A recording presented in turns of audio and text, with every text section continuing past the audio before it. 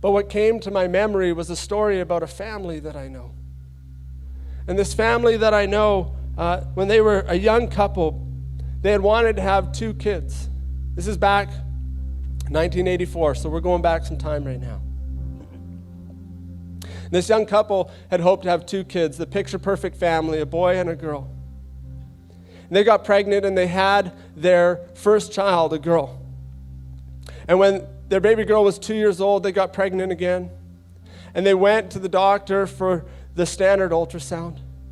And at the time of the ultrasound, they discovered it was a boy. They had their perfect family unit that they had dreamt of, their boy and their girl. And the pregnancy carried on as normal.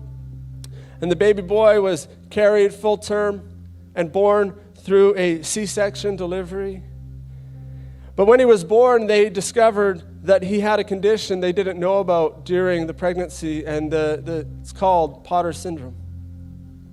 That's where the baby is developing in a womb that has a lack of amniotic fluid, and different parts of the body don't develop properly. And he was born with only 1 kidney, and the 1 kidney he had was tiny, like a lima bean. Their baby boy that was their hope fulfilled for this perfect family of 2 children, a boy and a girl, only lived 9 hours outside the womb. They had to say goodbye to this child that had been carried full term. And they were devastated after this. The wife describes the season of her life as the darkest moments of her life. And about a week after they lost their son, she retells sitting in their backyard on the edge of their pool. And she had all of her pain medication she had been sent home with for her C-section. And she couldn't see any hope to continue living, and she was determined to end her life that night, and she was going to take all the pills. Now, she had been a Christian before this. She had a yes, I believe sort of faith, but not a personal relationship with God. And she says that night is when, in her darkest hour, her personal relationship with God began to develop. She began to ask him about where her son was and what he was up to in heaven and things like this. And then she began to be reminded, she said, of her 3-year-old daughter, now 3-year-old daughter, who was in the house sleeping.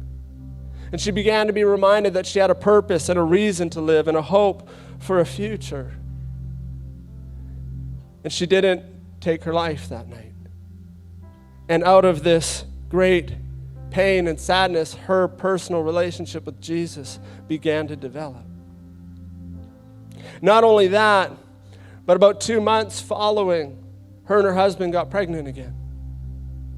And so it was January 1984 when they lost their son, and in December 1984, another baby girl was born to them. Her name, Telsey Dawn. This is a story of how my wife came to be in this world. These are my in-laws that I'm talking to you about. And if they hadn't gone through this tremendous loss and tragedy in their life, they say they wouldn't have had any more children. They just wanted the 2, the boy and the girl. And what I see and what I want you to catch with me is that out of this great tragedy, God brought treasure. And what I'm not saying to you is that having a vision for a hopeful future, a glorious future, I'm not saying that that removes the pain of present suffering or present moment. And you know that if you've heard other things, other messages in the past, last message I preached 2 weeks ago. What I am saying, though, is that Scripture and the resurrection of Jesus teach us that God brings about glorious good through profound pain. He brings treasure from tragedy.